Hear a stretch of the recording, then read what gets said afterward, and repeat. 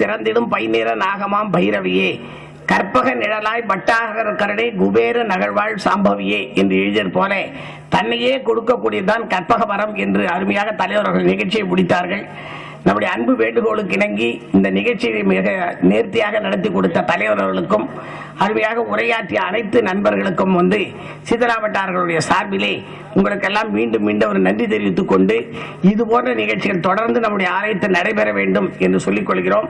அதனைத் தொடர்ந்து இப்பொழுது பக்தி தேனிசை நிகழ்ச்சியாக நடக்கிறது. வழங்குவோர் இன்னிசை குயில் வாடி வெங்கடேஷ் குழுவினர்கள் வந்துவிட்டார்கள்.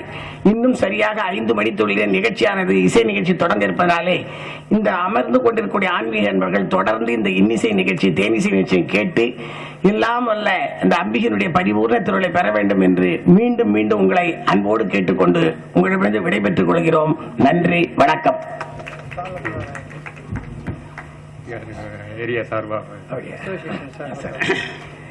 இந்த பகுதியில் இருக்கக்கூடிய குடியிருப்போர் சார்பிற்காக நமது சீதலாபட்டார் அவர்களுக்கு ஒரு சால்வை அணிவித்து மரியாதை செலுத்தப்படுகிறது.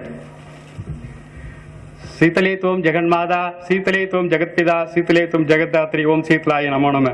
உங்கள் ஆன்மீக பெருமைகளுக்கும் அனைவருக்கும் எங்களுடைய ஏரியாவுடைய சார்பாக வாழ்த்துதலையும் வணக்கத்தையும் தெரிவித்துக் கொள்கிறோம்.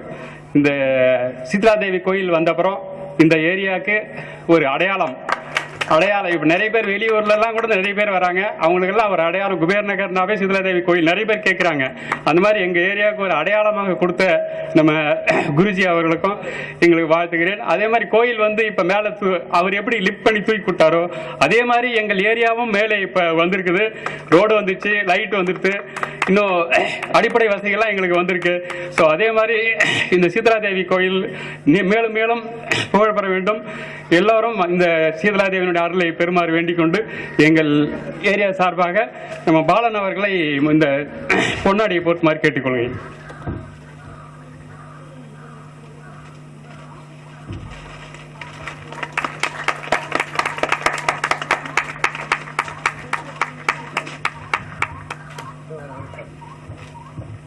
நிச்சயம்